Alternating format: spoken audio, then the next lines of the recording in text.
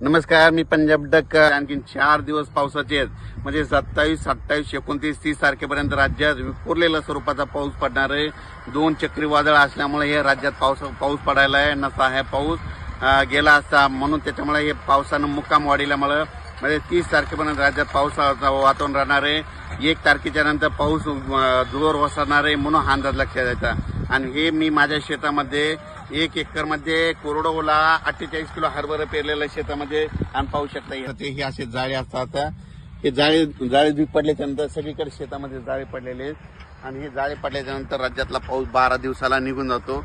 पण राज्यातल्या सर्व शेतकऱ्याला सांगू इच्छितो की आणखीन राज्यामध्ये 4 दिवस पावसाचे आहेत. म्हणजे ते पाऊस कधी पडणार आहे, म्हणजे 27, 28, 29, 30 या 4 दिवस राज्यामध्ये पाऊस पडणार आहे, म्हणून हा अंदाज लक्षात घ्यायचा.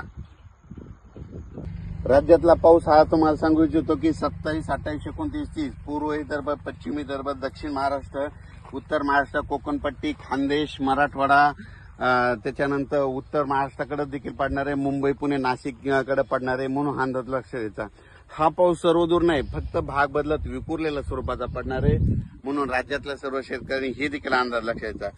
सांगायचं झालं तर नांदेड जिल्हा झालं, वाशिम जिल्हा झालं, हिंगोली जिल्हा झालं, यवतमाळ जिल्हा झालं, परभणी जिल्हा झाला, लातूर जिल्हा झाला, सोलापूर जिल्हा झालं, त्याच्यानंतर सांगली, सातारा, सोलापूर, कोल्हापूर, पुणे, त्याच्यानंतर अहिल्यानगर इकडं, संभाजीनगर, जालना, त्याच्यानंतर इकडं नंदुरबार, धुळे, जळगाव, नाशिकसह मुंबई सगळं, त्याच्यानंतर इकडं बुलढाणा, अकोला, अमरावती, वर्धा, नागपूर, भंडारा, गोंदिया, चंद्रपूर, यवतमाळ या सगळ्या जिल्ह्यामध्ये जितके जिल्हे आहेत त्याच्यामध्ये फक्त भाग बदलत संपूर्ण जिल्ह्यात पडणार नाही, भाग बदलत विखुरलेल्या स्वरूपाचा पडणार आहे.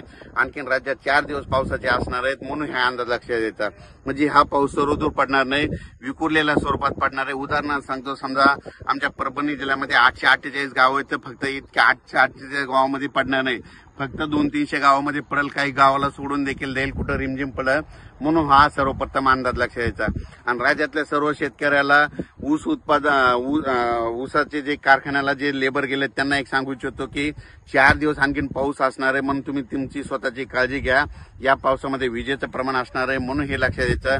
त्याच्यानंतर 2 तारखेच्या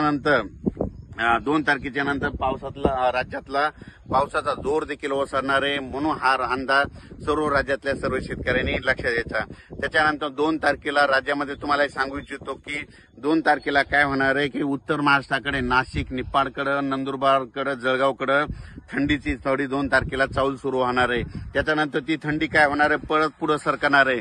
मग ती थंडी उत्तरेकडून काय होणार आहे, दक्षिणेकडे असे खाली सरकत येणार आहे. तर मग असं करत इकडे दक्षिण सोलापूरकडे तुम्हाला एक सांगू इच्छितो की ती थंडी काय होणार आहे की 4, 5, 6 तारखेपर्यंत सोलापूर जिल्ह्यामध्ये, नाशिक इकडल्या भागात देखील अशी पसरत जाणार आहे आणि थंडीला चाहूल सुरू होणार आहे.